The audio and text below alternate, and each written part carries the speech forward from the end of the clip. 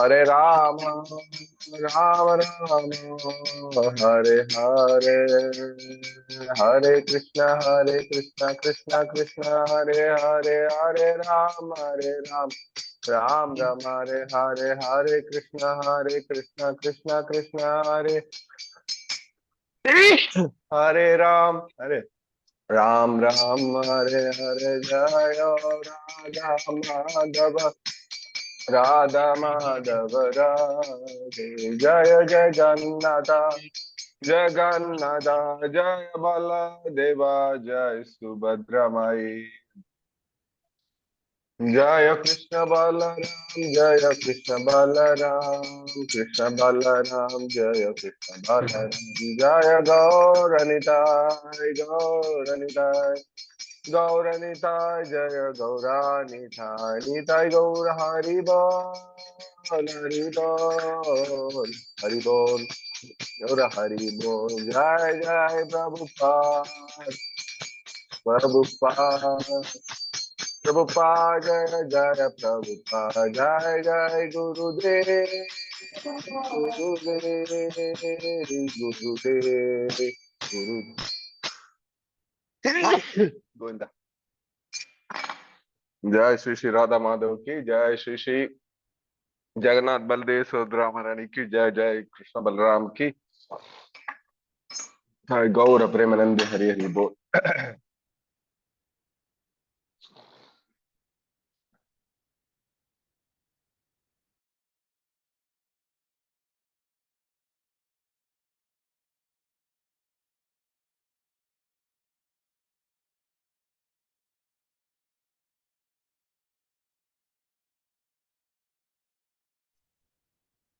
ഹരേ കൃഷ്ണ, പ്രഭു സന്മാർജി പ്രണാം. ഇന്നത്തെ നിത്യം ഭാഗവത സേവയിലേക്ക് വന്നു ചേർന്ന എല്ലാ ഭക്തജനങ്ങൾക്കും വിനീതമായ പ്രണാമം. എല്ലാരെയും സ്വാഗതം ചെയ്യുന്നു. ഇന്ന് നമ്മള് ചർച്ച ചെയ്യാൻ ഉദ്ദേശിക്കുന്ന ശ്ലോകം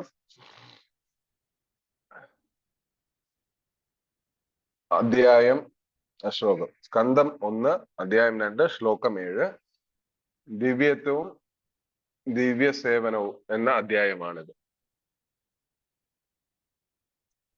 ഹരേ കൃഷ്ണ, പ്രഭു സൻ മാജി കേൾക്കാലോ അല്ലേ മാജി? പ്രഭു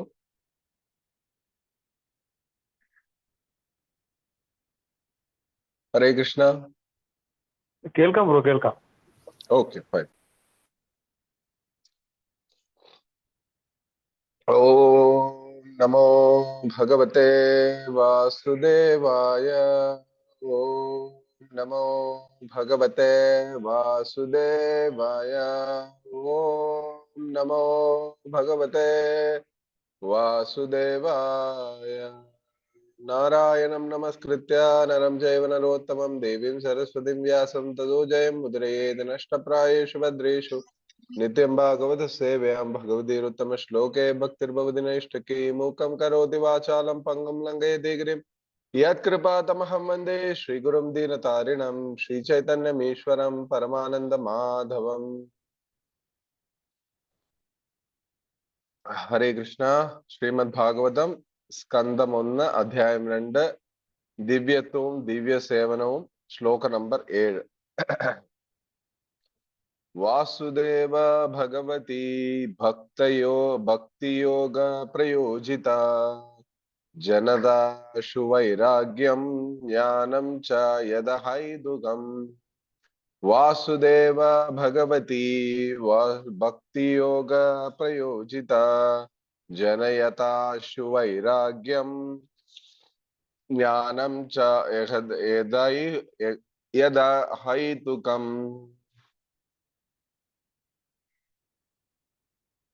വാസുദേവ ഭഗവതി ഭക്തിയോഗ പ്രയോജിത ജനതയാശു വൈരാഗ്യം ജ്ഞാനം ച യദഹൈതുകം. ജ്ഞാനം ച യദഹൈതുകം. അതിന്റെ വിവർത്തനം.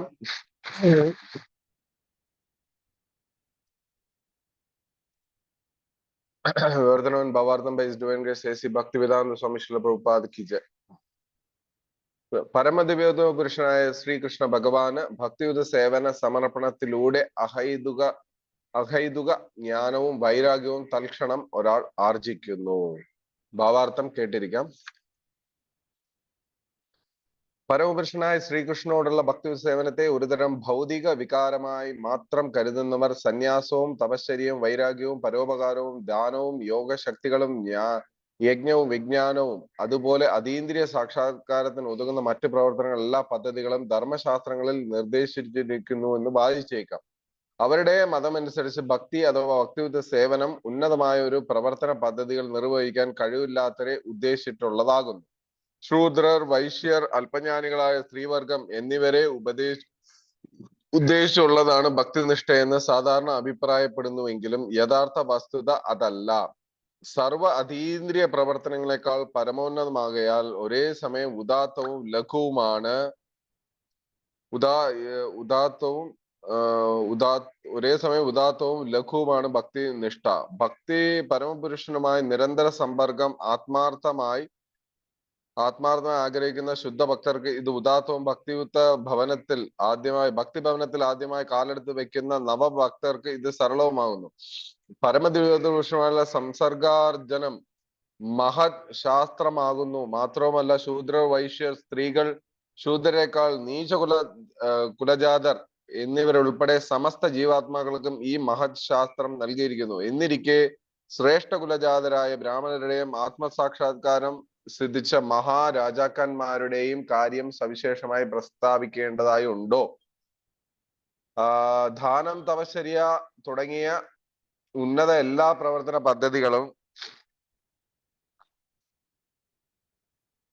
പരിശുദ്ധവും ശാസ്ത്രവുമായ ഭക്തിനിഷ്ഠയുടെ അനുസിദ്ധാന്ത ഘടകങ്ങളാണ്. അതീന്ദ്രിയ സാക്ഷാത്കാര മാർഗത്തിലുള്ള ഇരു പ്രമുഖ ഘടകങ്ങളാണ് ജ്ഞാന വൈരാഗ്യ തത്വങ്ങൾ. തികഞ്ഞ ആത്മീയ പ്രവർത്തനങ്ങൾ ഭൗതികവും ആത്മീയവുമായി സർവ്വതിനെയും സംബന്ധിച്ച പരിപൂർണമായ ജ്ഞാനത്തിലേക്ക് നയിക്കുന്നു എന്ന് മാത്രമല്ല, അത്തരം സമഗ്ര ജ്ഞാനത്തിന് അനന്തരഫലമായി ഒരാൾ ഭൗതിക കൃത്രിമത്വത്തിൽ നിന്ന് നിർമുക്തനായി തുടരുകയും ആത്മീയ പ്രവർത്തനങ്ങളിൽ അഭിനിവേശമുള്ളവനായി തീരുകയും ചെയ്യുന്നു. അല്പജ്ഞാനികൾ കരുതും പോലെ ഭൗതിക വസ്തുക്കളിൽ നിന്ന് നിർമുക്തമായതിനേക്കാൾ നിഷ്ക്രിയനാകുക എന്നർത്ഥമല്ല. നൈഷ്കർമ്മ എന്ന അർത്ഥമാക്കുന്നത് നല്ലതും ചീത്തയുമായ ഫലവും ഉളവാക്കുന്ന കർമ്മങ്ങളിൽ ഏർപ്പെടാതിരിക്കുക എന്നതാണ്. നിഷേധിക്കൽ എന്നാൽ നിയതമായവയെ തിരസ്കരിക്കുക എന്ന അർത്ഥമില്ല. അനാവശ്യമായി തിരസ്കരിക്കുക എന്നതിന് ആവശ്യമായതിനെ തിരസ്കരിക്കുക എന്ന അർത്ഥമില്ല. അതുപോലെ ഭൗതിക രൂപ നിസ്സംഗത നിയതരൂപ ശൂന്യത എന്ന് അർത്ഥമാക്കുന്നില്ല. ഭക്തിനിഷ്ഠ പരമ സാക്ഷാത്കാരത്തെ വിവക്ഷിക്കുന്നു. പരമരൂപം സാക്ഷാത്കരിക്കപ്പെടുമ്പോൾ നിഷേധക രൂപങ്ങൾ താനേ ഇല്ലാതാകുന്നു. ആകയാൽ ഭക്തിനിഷ്ഠ വികാസം പ്രാപിക്കുന്നതിനോടൊപ്പം പരമസേവന നിർവഹണത്തിലൂടെ ഒരുവൻ സ്വാഭാവികമായി അപ്രധാന കാര്യങ്ങളിൽ നിസ്സംഗതമായി അതിമൂല്യമുള്ള ശ്രേഷ്ഠ കാര്യങ്ങളിൽ അഭിനിവേശമുള്ളവനായി തീരുന്നു. അവണ്ണം ജീവാത്മാക്കളുടെ പരമധർമ്മമായ ഭക്തിനിഷ്ഠ ഭൗതിക ഇന്ദ്രിയാസ്വാദനത്തിൽ നിന്ന് അവനെ സ്വതന്ത്രമാക്കുന്നു. ഒരു ശുദ്ധ ലക്ഷണമാണിത്. അവൻ ഒരു വിഡ്ഢിയല്ല. അധമ കർമ്മോദ്യാഗങ്ങളിൽ അവൻ നിരതനാവുന്നില്ല. ഭൗതിക മൂല്യങ്ങളും അവനില്ല. ശുഷ്കമായ യുക്തവാദത്തിൽ ഇത് സാധ്യമല്ല. വാസ്തവത്തിൽ സർവശക്തന്റെ കൃപയാൽ മാത്രമേ ഇത് സംഭവ്യമാകുകയുള്ളൂ. ചുരുക്കത്തിൽ ജ്ഞാനം, നിർമുക്തത തുടങ്ങി മറ്റെല്ലാ ഗുണങ്ങളും ഒരു ശുദ്ധഭക്തനുണ്ടായിരിക്കും.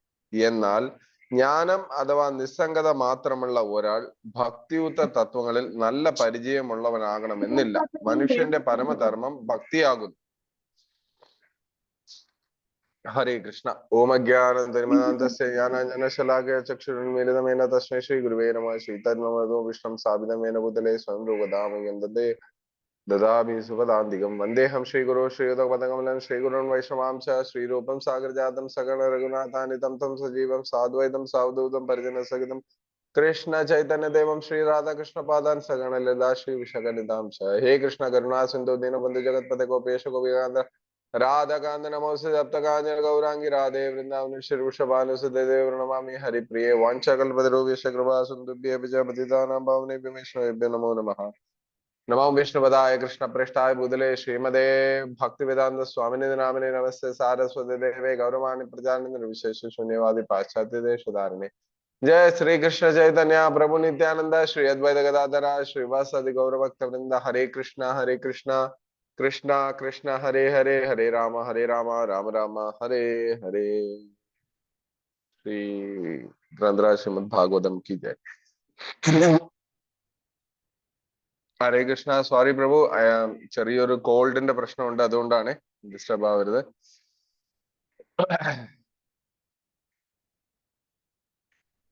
ഹരേ കൃഷ്ണ. ഇന്നലത്തെ ക്ലാസ്സിൽ ഒരു വളരെ മനോഹരമായ പ്രധാനപ്പെട്ട ഒരു കാര്യത്തെ കുറിച്ച് പറയുകയുണ്ടായി. ആരെങ്കിലും ഓർക്കുന്നുണ്ടോ എന്ന് എനിക്ക് അറിയില്ല, എന്നാലും ഞാൻ വായിക്കാം വിവർത്തനം. സർവാതിശായിയായ ഭക്തിയുത സേവന പ്രാപ്തിയാണ് സമസ്ത മാനവരാശിയുടെയും പരമധർമ്മം. അത്തരം ഭക്തിയുത സേവനം നിശ്ചയമായും അഹൈതുകവും നിർവിഘ്നവും ആത്മാവിനെ പൂർണ്ണമായും സംതൃപ്തമാക്കുന്നതും ആയിരിക്കണം എന്നുള്ളതാണ് ആ ശ്ലോകം. അതിന്റെ കണ്ടിന്യൂവേഷൻ ആണ് ഈ ശ്ലോകം പറയുന്നത്. പരമദിവ്യോത പുരുഷനായ ശ്രീകൃഷ്ണ ഭഗവാന് ഭക്തിയുത സേവന സമർപ്പണത്തിലൂടെ അഹൈതുകമായ ജ്ഞാനവും വൈരാഗ്യവും തൽക്ഷണം ഒരാൾ ആർജിക്കുന്നു. അപ്പോ ഭക്തിയുത സേവനത്തിന്റെ മഹത്വം, ഇല്ലെങ്കിൽ ഭക്തിയുത സേവനത്തിന്റെ മാഹാത്മ്യം, ഭക്തിയുത സേവനത്തിന്റെ ആവശ്യകത എന്ന് വേണമെങ്കിൽ നമുക്ക് പറയാം. അതായത് പോയ ശ്ലോകത്തിൽ പറഞ്ഞ ഒരു സമസ്ത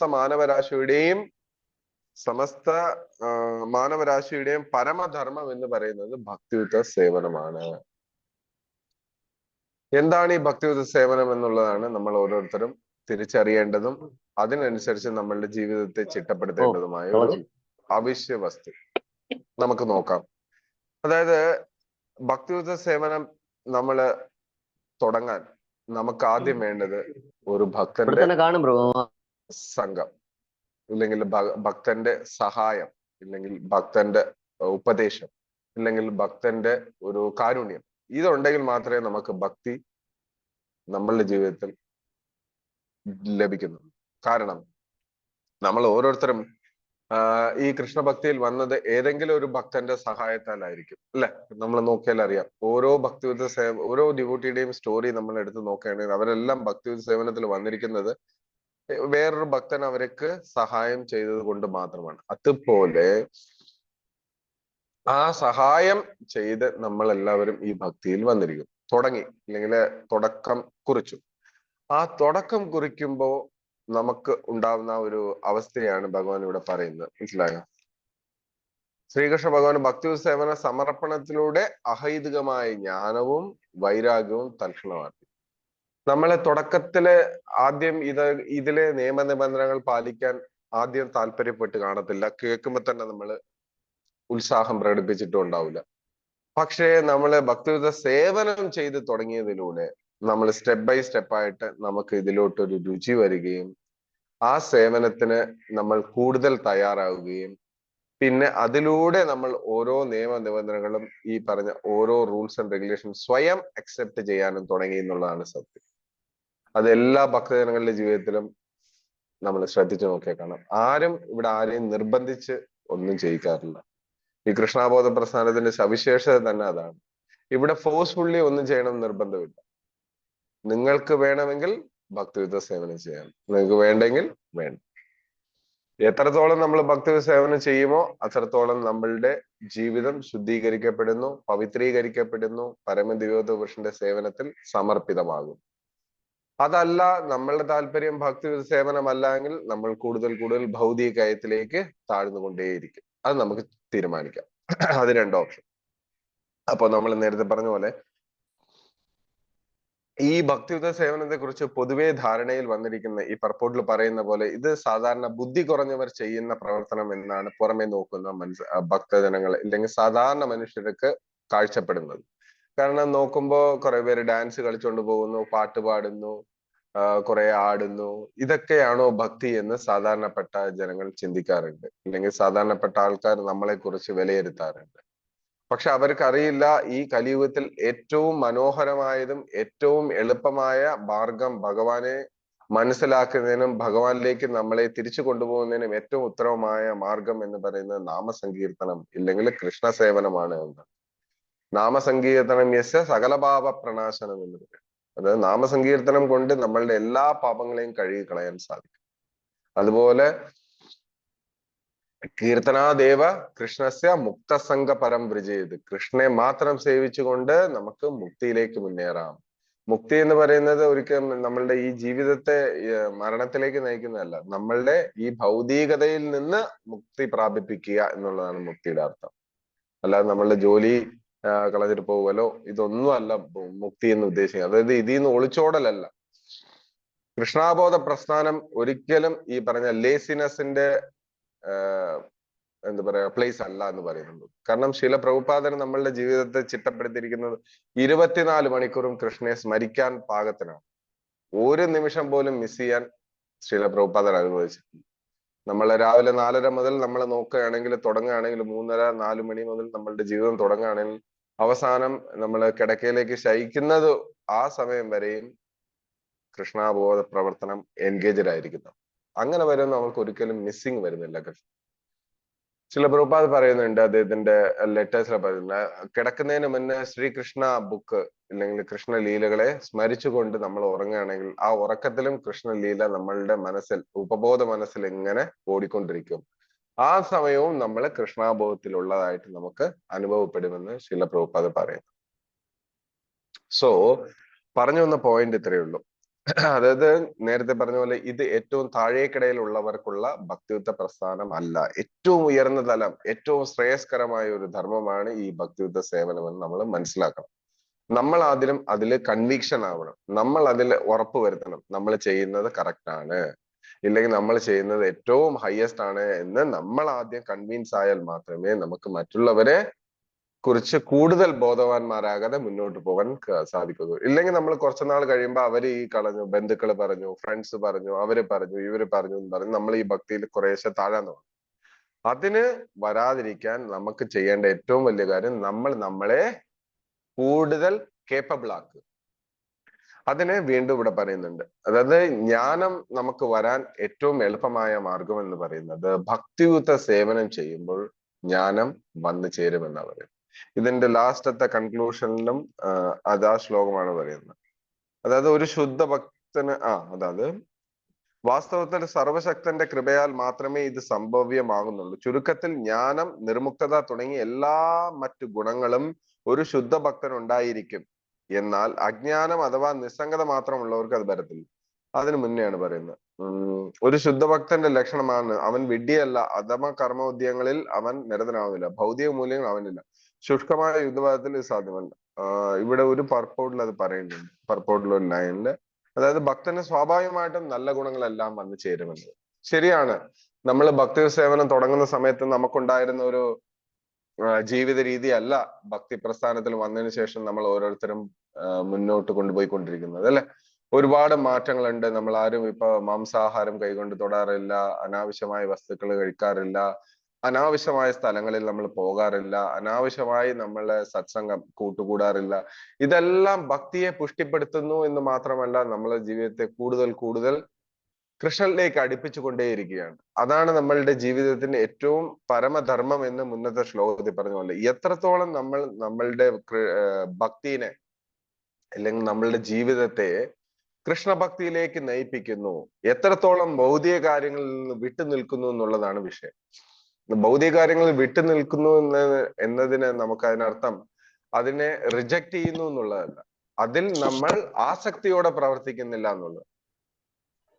ആസക്തിയോടെ പ്രവർത്തിക്കുന്നില്ല, അതിന് പകരം നമ്മൾ അത് ചെയ്യുന്നു. It is my duty given by Krishna. അത് കൃഷ്ണൻ നമ്മളിൽ ഏൽപ്പിച്ച ഉത്തരവാദിത്തമാണ് എന്ന നിലയിൽ മാത്രം ചെയ്യുന്നു. അതിൽ സംഘം എന്താ പറയാ ആസക്തി കൂടാതെ.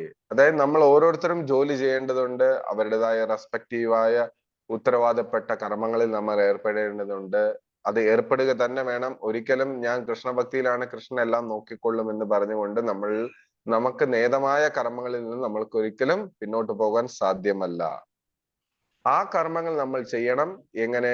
കൃഷ്ണഭക്തി ഇല്ലെങ്കിൽ കൃഷ്ണന് വേണ്ടി എന്ന നിലയിൽ അത് ചെയ്യാൻ പഠിക്കണമെന്നാണ് 3-ാം അധ്യായം കർമ്മയോഗങ്ങളിലും കൃഷ്ണൻ പറയുന്ന ഒരു സെക്ഷൻ. നമ്മൾ അതിലൂടെ നമ്മൾ ചെയ്യുമ്പോൾ അതിന്റെ കർമ്മഫലങ്ങളിൽ നമ്മൾ ഏർപ്പെടുന്നില്ല. ആ കർമ്മഫലങ്ങൾ നമ്മളെ കൊടുക്കുന്നില്ല എന്ന് നമുക്ക് മനസ്സിലാക്കാം. ഈ കർമ്മം ഞാൻ ചെയ്യുന്നത് കൃഷ്ണഭക്തിക്കും കൃഷ്ണന്റെ പ്രീതിക്കുമായിട്ടാണ്, ഇതിന്റെ കംപ്ലീറ്റ് റിസൾട്ട് ഞാൻ കൃഷ്ണ സമർപ്പിക്കുന്നു എന്ന് പറഞ്ഞാൽ ഒരിക്കലും ആ കർമ്മം നമ്മളെ ബാധിക്കുന്നില്ല. അത് കൃഷ്ണപ്രസാദമായിട്ടായിരിക്കും നമ്മൾ സ്വീകരിക്കുന്നത്. അത് എങ്ങനെയെന്ന് ചോദിച്ചാൽ നമുക്ക് കിട്ടുന്ന ഓരോ കാര്യങ്ങളെയും നമ്മൾ കൃഷ്ണ സേവനത്തിനായി ഉപയോഗിക്കപ്പെടുമ്പോഴാണ്. അതായത് നമുക്ക് കുറച്ച് കാശ് കിട്ടുന്നു, ഇല്ലെങ്കിൽ നമുക്ക് കുറച്ച് എന്തെല്ലാം നമ്മളിൽ വന്നു ചേരുന്നുവോ അതിനെ നമ്മൾ എത്രത്തോളം കൃഷ്ണുമായിട്ട് കണക്ട് ചെയ്യുന്നു എന്നുള്ളതാണ് നിസ്സംഗത, ഇല്ലെങ്കിൽ unattached activities that pleases Krishna എന്ന് പറയുന്നത്. അതായത് അത് നമുക്ക് എന്ത് തന്നെ, അതിനിപ്പം ഒരു കാറ്റഗറി പറയാനില്ല. ഇന്ന ആൾക്ക് ഇന്ന കിട്ടും, ഇന്ന ആൾക്ക് ഇന്നത് കിട്ടൂല എന്ന് നമുക്ക് ധരിക്കാൻ സാധിക്കില്ല. ഓരോരുത്തർക്കും എന്തൊക്കെയോ അവരുടെ പൂർവ്വജന്മ കർമ്മങ്ങളാൽ വന്നു ചേർന്നുകൊണ്ടേയിരിക്കും. പക്ഷെ അതിനെ നമ്മൾ എങ്ങനെ കൃഷ്ണഭക്തിയിൽ ഏർപ്പെടുന്നു, നമുക്ക് കുറച്ച് കൂടുതൽ ലക്ഷ്മി ലഭിക്കുകയാണെങ്കിൽ, കാശ് കിട്ടുകയാണെങ്കിൽ അതിൽ കുറച്ചൊരു നല്ല ശതമാനം നമ്മൾ കൃഷ്ണഭക്തിക്ക് വേണ്ടി ചെലവഴിക്കണം. എന്നിട്ട് നമ്മളുടെ നേതമായ കർമ്മങ്ങളിൽ നമ്മൾ അത് ഉപയോഗിക്കുകയാണെങ്കിൽ ഒരിക്കലും അത് നമ്മളെ ബാധിക്കുകയില്ല. കാരണം അത് കൃഷ്ണ സമർപ്പിച്ചുകൊണ്ടാണ് നമ്മൾ ചെയ്യുന്നത്. ഇതുപോലെ നമ്മുടെ ജീവിതത്തിൽ ഓരോ നിമിഷത്തെയും നമ്മൾ കൃഷ്ണന് വേണ്ടി സമർപ്പിതമായിട്ട് ചെയ്യാൻ സാധിച്ചാൽ നമ്മൾ ഏറ്റവും ആനന്ദകരമായ നമ്മളുടെ ജീവിതാവസ്ഥയിലേക്ക് നമ്മൾ ഉയരുമെന്ന് ശ്രീമദ് ഭഗവത്ഗീത 9-ാം അധ്യായം 2-ാം ശ്ലോകത്തിൽ രാജവിദ്യ രാജഗുഹ്യം പവിത്രമിതമുത്തമം പ്രത്യക്ഷാവഗമം ധർമ്മ്യം കർത്തും സുസുഖം എന്ന ശ്ലോകത്തിൽ പറയുന്നുണ്ട്. അപ്പൊ അതിനുവേണ്ടി നമ്മളുടെ ജീവിതത്തെ പ്രാപ്തമാക്കുക. അതിന് ഏറ്റവും ബെസ്റ്റ് വേ എന്ന് പറയുന്നത് ഭക്തിയുത സേവനം ചെയ്യുക എന്നുള്ളതാണ്. ഭക്തിയുത സേവനം എങ്ങനെ ചെയ്യാം എന്നുള്ളതാണ് അടുത്ത ചോദ്യം. ഓരോരുത്തർക്കും ഓരോ വിധത്തിൽ നമുക്ക് ഭക്തിയുത സേവനം, അത് അവരുടെ സാഹചര്യവും അവിടുത്തെ സിറ്റുവേഷനും ഈ പറഞ്ഞ പോലെ സമയവും ഒക്കെ കണക്കിലെടുത്തുകൊണ്ട് ചെയ്യാം. ചിലർക്ക് അമ്പലത്തിൽ വരാൻ പറ്റൂല, ചിലർ ദൂരെ ആയിരിക്കും, ചിലർ അമ്പലത്തിൽ വന്ന് സേവനം ചെയ്യാൻ പറ്റുന്നവർക്ക് അമ്പലത്തിൽ വന്ന് സേവ ചെയ്യാം, അമ്പലത്തിന് പുറമേ നിൽക്കുന്നവർക്ക് അമ്പലത്തിന് വേണ്ടിയുള്ള സഹായ സഹകരണങ്ങൾ എത്തിക്കാം, ചിലവർക്ക് പ്രീച്ച് ചെയ്യാം. ഇപ്പൊ ചിലവർക്ക് അമ്പലത്തിൽ ഡയറക്റ്റ് വരാൻ പറ്റുന്നില്ലെങ്കിൽ ഓൺലൈനിൽ പ്രീച്ച് ചെയ്യാം അവർക്ക്. അതുപോലെ തന്നെ കുറച്ച് ഈ പറഞ്ഞ ഡൊണേഷൻസ് അമ്പലത്തിന് വേണ്ടി കളക്ട് ചെയ്യാം, കുറച്ച് ബുക്ക് ഡിസ്ട്രിബ്യൂട്ട് ചെയ്യാം. ഇതെല്ലാം അവർക്ക് ഓൺലൈനിലൂടെയും ചെയ്യാം. നമ്മളുടെ സുഹൃത്ത് വലയങ്ങളിലേക്ക് നമുക്ക് കൂടുതൽ ഈ കൃഷ്ണഭക്തിയെ പ്രചരിപ്പിക്കാൻ ശ്രമിക്കാം. ഇതെല്ലാം നമ്മളുടെ സേവനമായിട്ട് ചെയ്യാം. പിന്നെ സ്വന്തം സാധനയെ ഭംഗിയാക്കി ചെയ്യാം. എത്രത്തോളം നമ്മളെ ജപം കൂട്ടുന്നു, എത്രത്തോളം ഭഗവത്ഗീത ഭാഗവതം ഗ്രന്ഥങ്ങൾ കൂടുതൽ പാരായണം ചെയ്യുന്നു എന്ന് നമുക്ക് നോക്കാം. എത്രത്തോളം ഒരു ടാസ്ക് നമ്മളുടെ ജീവിതത്തിൽ വെക്കണം, ഇന്ന കാര്യങ്ങള്. അതായത് ഏറ്റവും നല്ല എന്ന് പറയുകയാണെങ്കിൽ മോഡേൺ സൊസൈറ്റീസ് എല്ലാവരും പറയും പുതുവർഷത്തിലേക്ക് അവർ കുറെ പ്ലാൻസ് കൊണ്ടുവരും. ഈ 2024 കുറെ പദ്ധതികൾ അവർ ആവിഷ്കരിക്കാനായിട്ട് വെക്കും. അതുപോലെ നമ്മളെ കൃഷ്ണഭക്തി ജീവിതത്തിൽ നമുക്ക് ഒരു പ്ലാൻ ചാർട്ട് വരയ്ക്കാം, ഇല്ലെങ്കിൽ ഒരു എന്താ പറയാ, അതിനൊരു സിസ്റ്റം ഉണ്ടാക്കാം, ഒരു ചിട്ട മാർഗം ഉണ്ടാക്കാം. ഈ വർഷം ഇത്രാം തീയതിക്കുള്ളിൽ ഇല്ലെങ്കിൽ ഇത്ര മാസത്തിനുള്ളിൽ ഇന്ന കാര്യങ്ങളും ചെയ്യും, ഭക്തി യുദ്ധത്തിൽ ഇത്ര ബുക്കുകൾ വായിക്കും, ഇത്ര മാല ജപം ഈ ഇത്ര ലെവലിൽ നിന്ന് അടുത്ത ലെവലിലേക്ക് ഞാൻ ഉയരും. അതുപോലെ തന്നെ ഞാൻ ഇപ്പൊ ചെയ്തുകൊണ്ടിരിക്കുന്ന സേവനത്തിൽ ഒരു സേവനം കൂടെ കൂടുതലായിട്ട് ചെയ്യും, ഇല്ലെങ്കിൽ ഇത്ര ദിവ്യദേശ ദർശനം, ഇല്ലെങ്കിൽ ഇത്ര പുണ്യസ്ഥലങ്ങളായ ഭഗവാന്റെ ധാമങ്ങളിൽ ഞാൻ വിസിറ്റ് ചെയ്യും, ഇല്ലെങ്കിൽ ഇത്ര ലെക്ചർ നമ്മൾ കേൾക്കും, ഇല്ലെങ്കിൽ കൂടുതൽ ആൾക്കാരെ കൃഷ്ണഭക്തിയിലേക്ക്, എന്റെ സുഹൃത്തുക്കളെ, എന്റെ ബന്ധുക്കളെ, അവരാരെങ്കിലും ഞാൻ കൊണ്ടുവരാൻ ശ്രമിക്കും. ഇങ്ങനെ നമുക്ക് നമ്മളെ തന്നെ ടാർഗറ്റ് ചെയ്യാം. അത് ഇന്നലെ ഒരു കോട്ടിൽ പറയുണ്ടായി, നമ്മൾ ഒരാളുമായിട്ട് കുറച്ച് നാള് മത്സരിക്കുകയാണെങ്കിൽ, നമ്മൾ ഇന്ന ആൾക്ക് വേണ്ടി ഇന്ന ആളെ കൂടെ ഇങ്ങനെ നമ്മൾ മത്സരം നടത്തുക, കുറച്ച് നാൾ കഴിയുമ്പോൾ നമ്മൾ ആക്ച്വലി ടയർഡായി പോകും. ഒരാളെ കൂടെ എന്നും സെയിം കോമ്പറ്റീറ്റർ ആയാൽ എങ്ങനെ ഇരിക്കും? അതൊരു സുഖമില്ല. അത് നമ്മൾ കുറച്ച് കഴിയുമ്പോൾ നമ്മളുടെ മനസ്സിനെ മടുപ്പിക്കും. അതിനു പകരം സ്വന്തമായിട്ട് തന്നെ നമ്മൾ മത്സരിക്കാൻ തുടങ്ങിയാൽ, ഞാൻ എന്നെ കൂടെ തന്നെ മത്സരിക്കുന്നു. അതിനൊരു ഉസൈൻ ബോൾട്ട് എന്ന് പറഞ്ഞൊരു വേൾഡ് ക്ലാസ് റണ്ണർ ഉണ്ട് അല്ലെ, ഓട്ടക്കാരൻ. അദ്ദേഹത്തിന്റെ റെക്കോർഡുകളെ തന്നെ അദ്ദേഹം ബ്രേക്ക് ചെയ്യുന്നു എന്നുള്ളത് ഒന്ന് ആലോചിച്ച് നോക്കൂ. അദ്ദേഹത്തിന്റെ റെക്കോർഡ് ആരും ബ്രേക്ക് ചെയ്തിട്ടില്ല ഈ ഇടക്കാലമൊന്നും. പക്ഷെ അതിനെ ബ്രേക്ക് ചെയ്യാൻ വന്നത് അദ്ദേഹം തന്നെയാണ്. അദ്ദേഹം തന്നെയാണ് കൂടുതൽ ശക്തി പ്രാപിച്ചുകൊണ്ട് അദ്ദേഹത്തിനെ കൂടുതൽ എന്താ പറയാ പ്രയോജനപ്പെടുത്തി കൂടുതൽ അതിനെ എക്സ്പ്ലോർ ചെയ്യാൻ തുടങ്ങിയത്, ഇല്ലെങ്കിൽ കൂടുതൽ അതിനെ പരമാവധി പ്രയോജനപ്പെടുത്താൻ തുടങ്ങിയത്. അപ്പൊ അദ്ദേഹം തന്നെയാണ് അദ്ദേഹത്തിന്റെ റെക്കോർഡ്. അതുപോലെ നമ്മളുടെ മനോചിന്തകളെ മാറ്റിമറിക്കാൻ, അതിനോട് മത്സരിക്കാൻ തുടങ്ങണം. അതിനു പകരം നമ്മൾ അപ്പുറത്തെ ആൾക്കാരെയും ആ ഡിവോട്ടിയും ഈ ഡിവോട്ടിയും കുറിച്ച് ചിന്തിക്കുന്നതിന് പകരം നമ്മളെ മനസ്സ് എത്രത്തോളം കൃഷ്ണനിൽ ആകൃഷ്ടനായിരിക്കുന്നു, എത്രത്തോളം കൃഷ്ണ കഥ കേൾക്കാൻ നമുക്ക് ഉത്സാഹമുണ്ട്, എത്രത്തോളം കൃഷ്ണ സേവനം ചെയ്യാൻ നമുക്ക് താല്പര്യമുണ്ട് എന്ന് പുനഃപരിശോധിച്ചു കൊണ്ടേയിരിക്കണം. അതാണ് ഉദ്ദേശം, അതാണ് യഥാർത്ഥമായ ഉദ്ദേശം. അതാണ് നമുക്ക് റിയൽ സാറ്റിസ്ഫാക്ഷൻ, നമ്മളുടെ ഇന്ദ്രിയങ്ങൾക്കും മനസ്സിനും ആത്മാവിനും നൽകുന്ന യഥാർത്ഥമായ ഒരു സാറ്റിസ്ഫാക്ഷൻ, സംതൃപ്തി എന്ന് പറയുന്നത് കൃഷ്ണ സേവനമാകുന്നു. കാരണം നമ്മളുടെ ഓരോ ഭക്തന്മാരുടെയും ഉദാഹരണങ്ങൾ നോക്കിയാൽ നമുക്ക് ആശ്ചര്യപ്പെട്ടു പോകും. കാരണം നമുക്ക് കിട്ടിയ ഫെസിലിറ്റിയുടെ ഒരു പകുതി പോലും, പകുതിയല്ല, നമ്മളെല്ലാം ഇന്ന് ലക്ഷറിയാണ്. നമ്മളെല്ലാം ഏറ്റവും ഉത്തമമായ ഒരു ആസ്വാദന നിലയിലാണ് ഈ കൃഷ്ണാബോധം പാലിക്കുന്നത്. നമുക്ക് പറയത്തക്ക ബുദ്ധിമുട്ടുകളൊന്നും കൃഷ്ണകൃപയാലില്ല. ആർക്കെങ്കിലും ഭക്ഷണം കിട്ടാത്ത ആൾക്കാരുണ്ടോ ഇതിനകത്ത്? ഇല്ല. എല്ലാവർക്കും ഒരുവിധം കയറി കിടക്കാൻ വാടക വീടായാലും സ്വന്തം വീടായാലും ഒരു കൂരയുണ്ട്, ഉടുക്കാൻ വസ്ത്രമുണ്ട്. ഈ പറഞ്ഞ പോലെ 3 നേരം ഒരുപാട് ആഡംബര പ്രസാദം ഒന്നും കഴിക്കാൻ പറ്റിയില്ലെങ്കിലും നമുക്ക് ഭക്ഷണം കിട്ടുന്നുണ്ട്. അപ്പോ ഇതൊന്നുമില്ലാതെ ഭക്തിയുത സേവനം ചെയ്ത ഒരുപാട് മുക്താത്മാക്കൾ നമുക്ക് മുന്നിലുണ്ട്. അത് നമ്മൾ ഒരിക്കലും വിസ്മരിച്ചു പോകരുത്, നമ്മൾ ഒരിക്കലും മറന്നു പോകരുത്. കാരണം അത്രത്തോളം ശീല പ്രഭുപാദരുടെ ജീവചരിത്രം തന്നെ നമ്മൾ എടുത്തു നോക്കിയാൽ അദ്ദേഹം കഷ്ടപ്പെട്ട കഷ്ടപ്പാടെന്ന് നമ്മൾ കേട്ടാ പോലും നമുക്ക് കരഞ്ഞു പോകും. അത്രത്തോളം വേദനാജനകമാണ് അദ്ദേഹം ഈ കൃഷ്ണബോധ പ്രസ്ഥാനത്തിനെ ഒന്ന് സ്ഥാപിക്കാനായി എടുത്ത വേദനകളും യാതനകളും ത്യാഗങ്ങളും ഒക്കെ. അപ്പൊ നമുക്ക് കിട്ടിയിരിക്കുന്ന ഈ ഏറ്റവും അമൂല്യമായ, ഏറ്റവും അത്യുന്നതമായ ഈ ഭക്തിയുത സേവനമാകുന്ന ഈ കൃഷ്ണാബോധം നമ്മൾ പരമാവധി പ്രയോജനപ്പെടുത്താൻ ശ്രമിക്കണം. ഞാൻ ഉൾപ്പെടെയാണ് പറയുന്നത്. ഞാൻ ഇത് പറയുന്നതുകൊണ്ട് ഞാൻ മേലെയും ബാക്കിയുള്ളവരെ ഉപദേശിക്കാനല്ല, ഒരിക്കലും അങ്ങനെ എടുക്കരുത്. ഞാനും ഒരിടത്തും എത്തിയിട്ടില്ല. എല്ലാവരുടെയും കൃപയാലും എല്ലാവരുടെയും പ്രാർത്ഥനയാലും എല്ലാവരുടെയും അനുഗ്രഹത്താലും എനിക്ക് മുന്നേറണമെന്ന് ആത്മാർത്ഥമായിട്ട് താല്പര്യമുണ്ട്. അതുപോലെ നമ്മൾ ഓരോ ഭക്തരും നമ്മളെ തന്നെ നമ്മൾ കോമ്പീറ്റ് ചെയ്തുകൊണ്ടിരിക്കണം എന്നാണ് പറയുന്നത്. നമ്മളുടെ ഒരു മാസത്തെ ലാസ്റ്റ് മാസം എടുക്കുന്നു. ഇപ്പോ ജൂൺ മാസം, പോയ മാസം മെയ് മാസം നമ്മൾ എന്തൊക്കെ ചെയ്തു ഭക്തി സേവനത്തിൽ എന്ന് പുനർവിചിന്തനം ചെയ്യുകയാണെങ്കിൽ നമുക്ക് തീർച്ചയായിട്ടും മുന്നേറാൻ വരും. എവിടെയാണോ നമ്മൾ ഫോക്കസ് ചെയ്യുന്നത്, അവിടെ നമുക്ക് എവിടെയാണോ ഫോക്കസും അനാലിസിസും ചെയ്യുന്നത്, അതിനനുസരിച്ച് നമുക്ക് മുന്നേറ്റം അനിവാര്യമാണ്.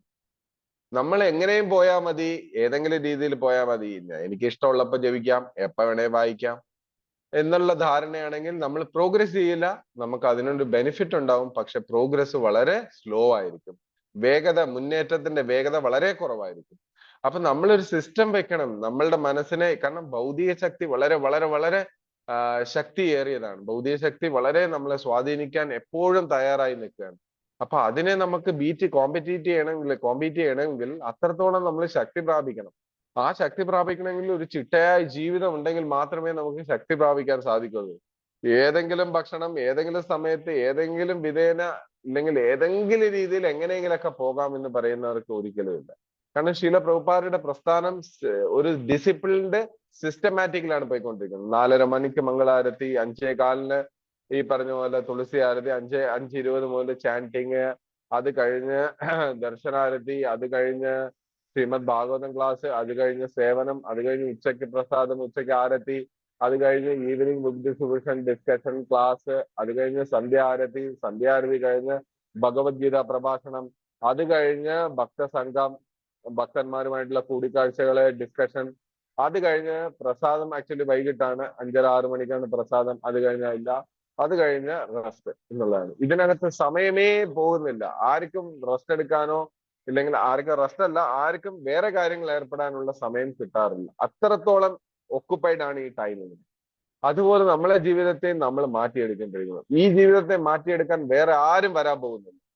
എല്ലാവരും നമ്മൾ മനസ്സിലൊരു ധാരണയുണ്ട്, ഒരു നാൾ നന്നാവും, ഒരു നാൾ നമുക്ക് ശരിയാവണം, നാളെ മുതൽ ലോട്ടറിക്കാർ പറയും പോലെ നാളെ. ഈ നാളെ ഒരിക്കലും നമ്മളെ ജീവിതത്തിൽ വരത്തില്ല പ്രഭു അത് ഇന്ന് ഇപ്പോ, അതാണ് നമുക്ക് അത്യാവശ്യം. നമ്മൾ എപ്പോഴാണോ പലപ്പോഴും നമ്മൾ ഫെയിൽ ആവുന്നതിന്റെ റീസൺ ഇതാണ്. നാളെ മുതൽ നന്നാകാം, ഈ ഞായറാഴ്ച മുതൽ ശരിയാകാം, ഈ 1-ാം തീയതി മുതൽ മാറാം എന്ന് നമ്മൾ എപ്പോഴും നമ്മളെ ഈ പോസ്റ്റ്പോൺ ചെയ്യുന്ന വിധത്തിൽ മായ നമ്മളെ പ്രൊവോക്ക് ചെയ്തുകൊണ്ടിരിക്കും, കളിപ്പിച്ചുകൊണ്ടേയിരിക്കും. അന്ന് മുതൽ ഞാൻ നന്നാവും, അന്ന് മുതൽ ഞാൻ നന്നാവും. അന്നാവുമ്പോൾ വീണ്ടും പുതിയ കാരണങ്ങളും പുതിയ കഥകളുമായി മായ മുന്നോട്ട് വരും, നമ്മളെ വീണ്ടും വലിച്ചുകൊണ്ട് പോകും. അങ്ങനെ അങ്ങനെ അങ്ങനെ നമ്മളെ വർഷങ്ങളെ കാർന്നെടുത്തോണ്ട് പോവും. അത് കഴിയുമ്പോൾ നമ്മളുടെ ജന്മങ്ങളെയും കാർന്നെടുത്തോണ്ട് പോകും. അപ്പോ നാളെ എന്നുള്ളത് ടുമോറോ ഈസ് ഫൂളിഷ് ഡയറി എന്ന് പറയും പോലെ മൂഢന്മാരുടെ ഡയറിയിലാണ് നാളെ എന്നുള്ളത്. ബുദ്ധിമാന്മാർ എപ്പോഴും ഇന്ന് അല്ലെങ്കിൽ ഇപ്പോൾ, മഹാരാജ് എപ്പോഴും പറയും ടുമോറോ നെവർ കംസ്. ടുഡേ ചെയ്യേണ്ട കാര്യങ്ങൾ ഇപ്പോ ചെയ്യണമെന്നാണ്. ഇന്ന് ചെയ്യേണ്ട കാര്യങ്ങൾ ഇപ്പൊ തന്നെ ചെയ്യണം. അപ്പൊ കൃഷ്ണഭക്തിയിൽ നമുക്ക് ചെയ്യാൻ ഒരുപാട് സേവനങ്ങൾ നമ്മളുടെ മുന്നിലുണ്ട്. ആ സേവനം ചെയ്ത് വരുമ്പോൾ ഭൗതികമായ താല്പര്യം താനേ നമ്മളിൽ നിന്ന് കുറയും എന്നാണ് ഈ ശ്ലോകത്തിൽ പറയുന്നത്. അപ്പൊ നമ്മൾ ചെയ്യേണ്ടത് കൃഷ്ണഭക്തി കൂടുതൽ കൂടുതൽ അല്ല. If you are coming to the higher taste, automatically അവർ lower taste will cut off. അത് 2-ാമത്തെ അധ്യായത്തില് ഭഗവത്ഗീതയില് ഒരു ശ്ലോകം പറഞ്ഞ് നമുക്ക് വിൽ ക്ലോസ്. 2-ാമത്തെ അധ്യായം, രസവർജം രസോപ്യശ പരം ദൃഷ്ട്വാ നിവർത്തതേ ഇന്ദ്രിയാണാം ഹി ഇന്ദ്രിയാണാം ഹി ചരതാം യന്മനോനുവിധീയതേ തദഹി പ്രജ്ഞാം വായു നമാം വിമർശി. അതും അല്ല മതി, അതിന് മുന്നത്തെ ഒരു ശ്ലോകത്തിനാണ് ക്രോധാധവതി പ്രസാദേ സർവ ദുഃഖാനം ഹാനിരസ്യ ബുദ്ധി പരിവർത്തിഷ്ഠതേ. അതായത് കൃഷ്ണാവബോധത്തിൽ സംതൃപ്തമാ, അതുമല്ല, അതിന് മുന്നത്തെ ശ്ലോകമാണ്. ഇന്ദ്രിയാണാം ഹി ചരതാം അല്ല, അതിന് മുന്നേ, സോറി, ധ്യായത്തോ വിഷയല്ല,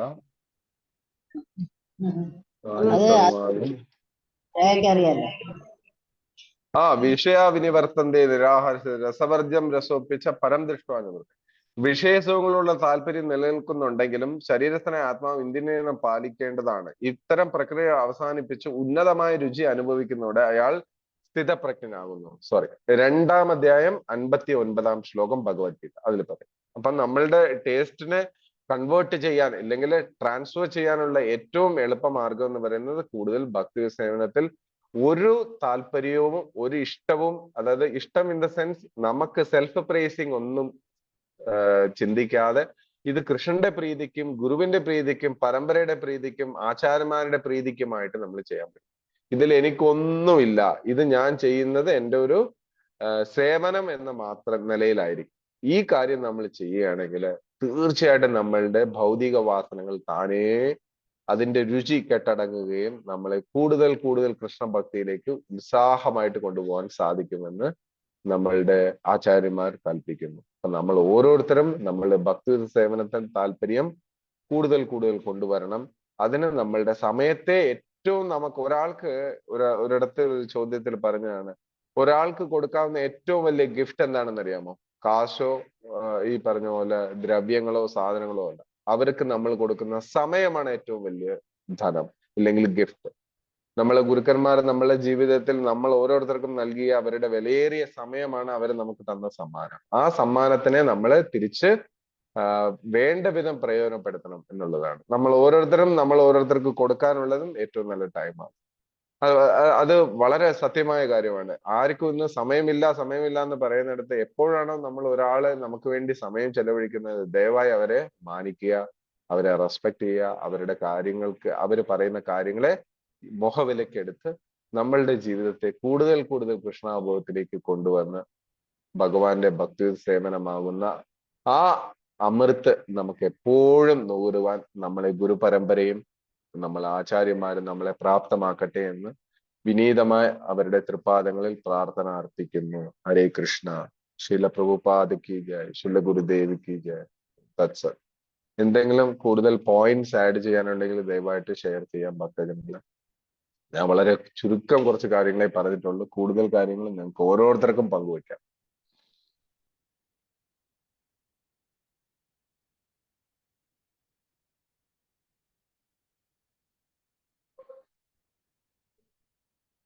ഹരേ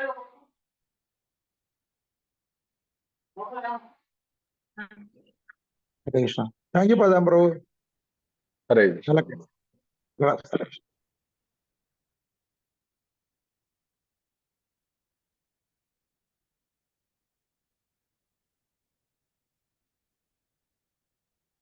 ഹരേ കൃഷ്ണ ഹരേ പ്രഭു, കൃഷ്ണ വളരെ പ്രഭു. നന്നായിരുന്നു. ഹരേ കൃഷ്ണ മാതാജി പ്രണാം. ഹരേ കൃഷ്ണ പ്രഭു, നല്ല ക്ലാസ് ആയിരുന്നു Prabhu. Simple and humble. Practical class ആണ് പ്രഭു. ഇപ്പോൾ പറയുന്ന പോലെ പ്രഭു പ്രാക്ടിക്കൽ ക്ലാസ് ആണ് എടുക്കുന്നത്. എനിക്ക് എനിക്കും ഒരുപാട് കാര്യങ്ങളൊന്നും പറയാനുള്ളത് അറിയില്ല. അതായിരുന്നു പ്രഭു. ആക്ച്വലി എനിക്ക് പറയാനുള്ളത് പ്രഭു പറഞ്ഞ പോലെ ഈ പ്രോകാസ്റ്റിനേഷൻ എനിക്കും വളരെ ഉണ്ട്. നാളെ ശരിയാക്കാന്ന് പറഞ്ഞു.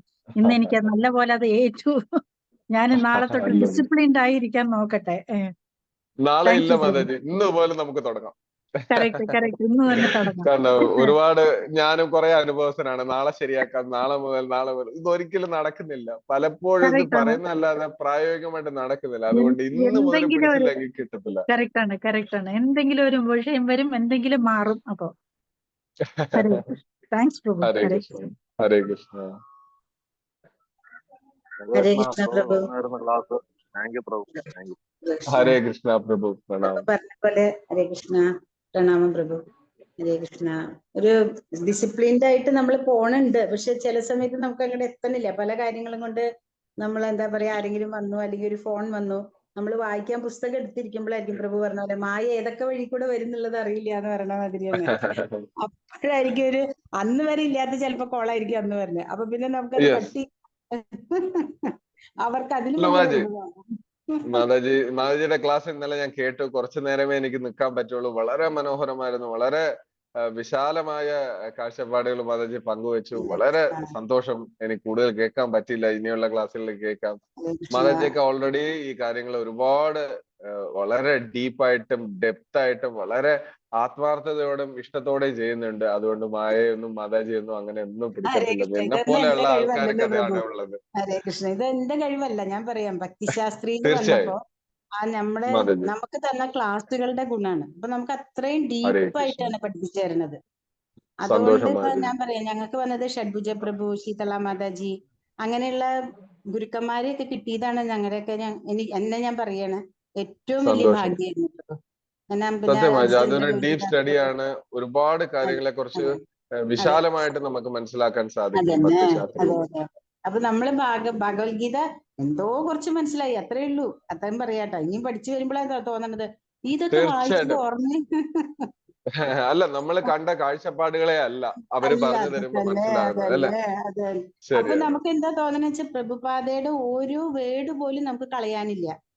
ഇല്ല ആദ്യമൊക്കെ ഞാൻ മാതാജി. ഭാവാർത്ഥം വായിക്കുമ്പോഴേ പ്രഭു ഞാൻ വായിച്ചു പോകും, ഇതൊന്നും ആവശ്യമില്ല എന്നൊക്കെ ഞാൻ വിചാരിച്ചിരുന്നു കേട്ടോ. പക്ഷെ ഇപ്പോഴാണ് മനസ്സിലാവണേ, ഒരു ചെറിയ കോമയ്ക്ക് പോലും പ്രഭുപാദ അവിടെ അർത്ഥം ഇട്ടിട്ടാണ് ചെയ്തേക്കണേ. അതാണ് പരമമായ സത്യം. ഒരേ വാക്കുകളെ പ്രഭുപാദ പല അതെ സന്ദർഭങ്ങളിൽ പല അർത്ഥത്തിലാണ് ഉപയോഗിച്ചിരിക്കുന്നത്. ഇംഗ്ലീഷ് പദങ്ങള് എടുത്ത് നോക്കിയാൽ അറിയാം.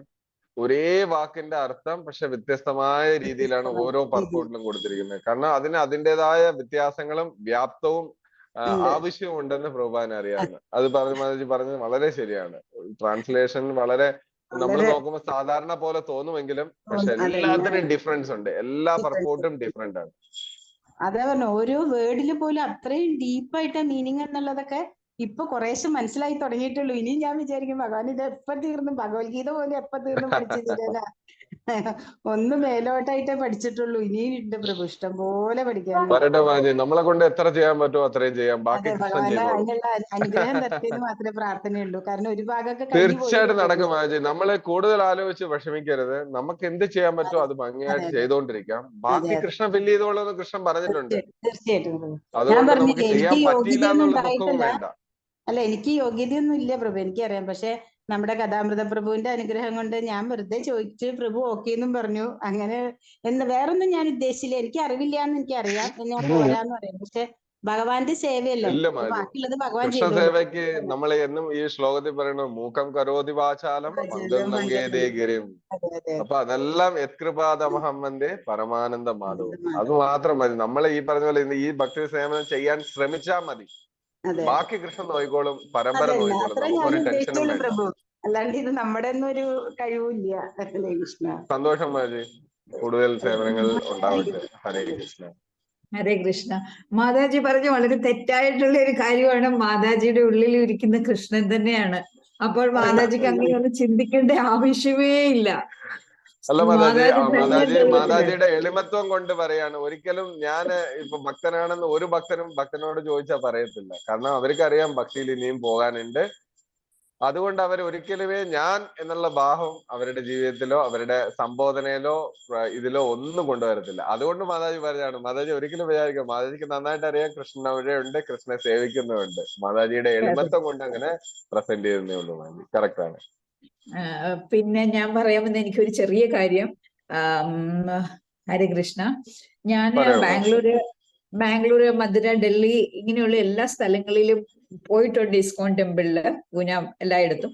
ബട്ട് ഇന്ന് നിങ്ങൾ പല പ്രാവശ്യം എല്ലാവരും പ്രഭുപാദാജിയെ കുറിച്ച് പറഞ്ഞു. Can you just give me പുള്ളിയുടെ ഹിസ്റ്ററി ഒന്ന് ചെറുതായിട്ടൊന്ന് പറയുവാൻ സാധിക്കുമോ? സമയമുണ്ടോ?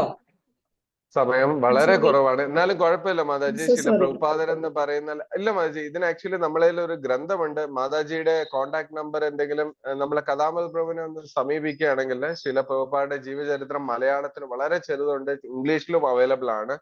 മാതാജിക്ക് ഏതാണോ കൺവീനിയന്റ് എന്ന് അദ്ദേഹത്തിനെ അറിയിച്ചാൽ അദ്ദേഹം അതിന് വേണ്ടുള്ള അറേഞ്ച്മെന്റ്സ് ചെയ്യും. എന്നാലും ശീല പ്രഭുപാദരെ കുറിച്ച് പറഞ്ഞാൽ 1896 കൽക്കട്ടയിലാണ് ശീല പ്രഭുപാദർ ഭൂജാതനായത്. അതിനുശേഷം അദ്ദേഹത്തിന്റെ ജീവിതത്തിൽ അദ്ദേഹത്തിന്റെ ഹയർ ക്ലാസ് സ്റ്റഡീസ് എല്ലാം നടത്തി 1922 ശീല ഭക്തി സിദ്ധാന്ത സരസ്വതി ഠാക്കൂറായ അദ്ദേഹത്തിന്റെ ഗുരുമഹാരാജിനെ അദ്ദേഹം കാണാനിടയാവുകയും അതിനുശേഷം അദ്ദേഹത്തിന്റെ ഈ പ്രഭാഷണത്തിൽ പ്രചോദനം കൊള്ളുകയും അതിനുശേഷം 1932 തോന്നുന്നു അദ്ദേഹം ഇനിഷ്യേഷൻ മേടിക്കുന്നത്. 22 അതിനുശേഷം ഇനിഷ്യേഷൻ മേടിക്കുന്നത്, ദീക്ഷ സ്വീകരിക്കുകയും അതിനുശേഷം ഈ ഭക്തി പ്രസ്ഥാനം വളരെ വളരെ സീരിയസ് ആയിട്ട് അദ്ദേഹം കൊണ്ടു നടക്കുകയും ജീവിതത്തിൽ ശീല ഭക്തി സിദ്ധാന്ത സരസ്വതി മഹാരാജ് അദ്ദേഹത്തിനെ ലാസ്റ്റ് കാണുന്നത് 1937 അന്ന് അദ്ദേഹം കൊടുത്ത, അല്ലെങ്കിൽ ആ സമയത്ത് ഈ ഇടക്കാലത്തിൽ അദ്ദേഹത്തിന് കൊടുത്ത ഉപദേശങ്ങളിൽ പറഞ്ഞിരുന്ന ഒരു പ്രധാനപ്പെട്ട കാര്യമായിരുന്നു, പാശ്ചാത്യ ലോകത്ത് ഈ കൃഷ്ണാബോധത്തെ എത്തിക്കുവാൻ നീ പരിശ്രമിക്കണമെന്ന് പറഞ്ഞു. അതായത് ഫോറിൻ കൺട്രീസിൽ ഈ കൃഷ്ണാബോധത്തെ എത്തിക്കണമെന്ന് ഭക്തി സിദ്ധാന്ത സരസ്വതി മഹാരാജ് അദ്ദേഹത്തിന്റെ ഗുരു മഹാരാജ് പറഞ്ഞ പ്രകാരം അദ്ദേഹം അതിനെ ഒരു ജീവിത ലക്ഷ്യമാക്കി എടുക്കുകയും അതിനുവേണ്ടി കഠിനമായി പരിശ്രമിച്ചു കൊണ്ടേയിരുന്നു. പല പല മാർഗങ്ങളിൽ പോകാൻ നോക്കിക്കൊണ്ടേയിരുന്നു.